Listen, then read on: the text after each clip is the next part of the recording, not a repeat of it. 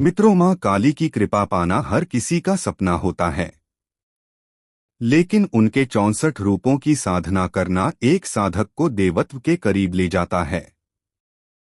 यह साधना सिर्फ तंत्र नहीं, यह मां और साधक के बीच का ऐसा बंधन है जिसे तोड़ना असंभव है। अगर आपके जीवन में रुकावटें हैं, शत्रु परेशान कर रहे हैं या भाग्य साथ नहीं दे रहा, तो यह साधना आपके जीवन को पलट सकती है। नमस्कार मित्रों, आप सभी का आपके अपने YouTube चैनल रविंद्र ऑफिशियल सिद्ध तंत्र मंत्र प्रयोग में हार्दिक स्वागत है। आज के इस विशेष और रहस्यमय एपिसोड में हम बात करने वाले हैं एक ऐसी साधना के बारे में जिसके रहस्य आज भी साधकों के हृदय को कंपा देते हैं। 64 काली खंड साधना। यह साधना साधारण नहीं है, बल्कि तंत्र जगत की उन उच्चतम और गुप्त साधनाओं में से एक है जिसे केवल योग्य और दृढ़ इच्छा शक्ति वाले साधक ही कर पाते हैं। कहा जाता है कि इस साधना के सिद्ध होने पर साधक को ऐसी शक्तियां प्राप्त होती हैं जिनके आगे स्वयं काल भी झुक जाता है। तो आइए इस वीडियो में हम परत दर परत खोलेंगे इस साधना के रहस्यों को, इसका इतिहास, महत्व, साधना की विधि और वे अद्भुत अनुभव जिन्हें साधक अपनी यात्रा के दौरान महसूस करते हैं। मित्रों, भारत की तांत्रिक परंपराओं में देवी महाकाली का स्थान सर्वोच्च माना जाता है। किंतु 64 काली खंड साधना उन साधनाओं में से है जिसके विषय में बहुत कम लोग जानते हैं। यह साधना इतनी गुप्त और रहस्यमयी है कि इसका उल्लेख केवल गुप्त तांत्रिक ग्रंथों में मिलता है, जैसे रुद्रयामल तंत्र, काली तंत्र, गुह्य काली कुल रहस्य और तंत्रसार संग्रह। कहा जाता है कि यह साधना भगवान महाकाल ने स्वयं अपने गणों को दी थी ताकि वे कालचक्र को नियंत्रित कर सके। बाद में यह ज्ञान गुरु परंपरा के माध्यम से केवल विशिष्ट शिष्यों तक ही सीमित रहा। 64 काली खंड। यह नाम ही बताता है कि साधना में 64 रहस्यमयी काली शक्तियों का आह्वान और उनका स्थापन किया जाता है। यह शक्तियों समय, मृत्यु, भय, मायाजाल, मोह और बाधाओं को नियंत्रित करती हैं। इस साधना को लेकर एक कहा जाता है कि गुरु मत्स्येंद्रनाथ ने इस साधना के माध्यम से अलौकिक सिद्धियां प्राप्त की थी और बाद में इसे केवल अपने योग्यतम शिष्यों को ही प्रदान किया था। 64 काली खंड साधना में प्रवेश करने से पहले साधक को स्वयं को पूरी तरह शुद्ध और सशक्त बनाना होता है। यह तैयारी साधना की सफलता के लिए अनिवार्य है। शारीरिक और मानसिक शुद्धि। इस साधना के समय कम से कम 40 दिन का ब्रह्मचर्य व्रत रखना होता है।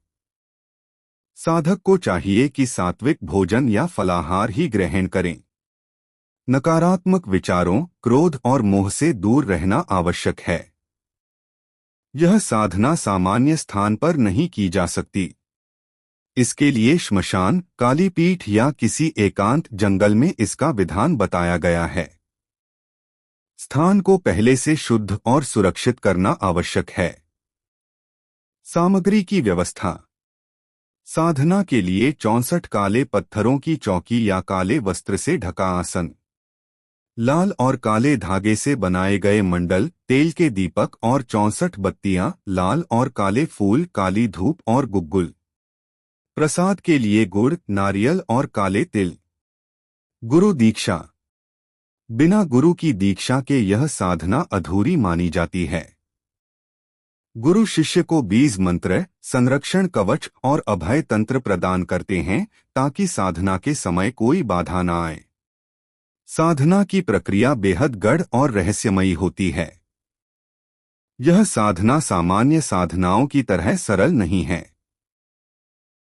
इसमें साधक को अपनी आत्मा, प्राण और चेतना को पूरी तरह साधना में केंद्रित करना पड़ता है। मंडल निर्माण। साधक भूमि पर काले और लाल रंग से 64 बिंदुओं वाला मंडल बनाता है। प्रत्येक बिंदु पर एक दीपक रखा जाता है जो 64 काली शक्तियों का प्रतीक होता है।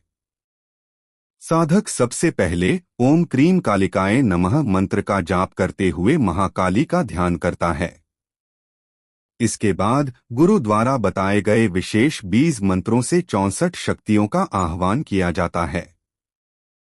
प्रत्येक शक्ति के लिए 108 मंत्र जप आवश्यक है। साधना के अंत में गुड़, तिल और सरसों से हवन किया जाता है, जिसमें हर शक्ति का आभार प्रकट किया जाता है।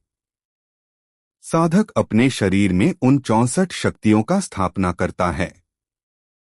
यह चरण साधक को असाधारण बल और चेतना प्रदान करता है, जिससे वह काल और भय पर विजय प्राप्त करता है।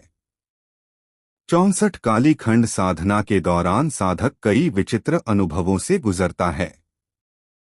रात के समय अचानक अजीब आवाजें सुनाई देती हैं। किसी के चलने की आहट या दूर से आती ध्वनियां, चारों ओर से धूप, चंदन या कभी तेज गंध का अनुभव होता है। साधक को साधना स्थल पर छाया दिख सकती हैं। कई बार महाकाली या अन्य शक्तियों के दर्शन होते हैं, जो साधना की प्रगति का संकेत देते हैं। साधना के मध्य में साधक को तीव्र ऊर्जा का अनुभव होता है, जैसे शरीर में बिजली दौड़ रही हो। कई बार साधक को नींद में भी शक्तियों के संदेश मिलते हैं। साधना पूर्ण होने पर साधक को स्वप्न में काली शक्ति का आशीर्वाद प्राप्त होता है। मंत्र जप के समय अनायास ही कंपन और ऊर्जा का अनुभव होता है। किसी विशेष चिन्ह जैसे त्रिशूल या काले कमल का स्वप्न में दिखना सिद्धि का प्रमाण माना जाता है। साधना के लाभ। यह साधना साधक को अदृश्य शक्तियों पर नियंत्रण देती है। भय, शत्रु, कर्ज और नकारात्मक ऊर्जाओं से रक्षा होती है। साधक को असाधारण मानसिक शक्ति और आत्मबल प्राप्त होता है। भविष्य सूचक स्वप्न और अंतर्ज्ञान की क्षमता विकसित होती है। जोखिम और सावधानियां। यह साधना अत्यंत गढ़ है। गलत प्रक्रिया से साधक को मानसिक और शारीरिक कष्ट हो सकते हैं। साधना के दौरान किसी भी प्रकार की शंका या भय रखना खतरनाक हो सकता है। साधना स्थल की शुद्धि और गुरु के संरक्षण के बिना यह साधना नहीं करनी चाहिए। गुरु के मार्गदर्शन के बिना साधना करना वैसा ही है जैसे बिना नाविक के समुद्र में उतर जाना।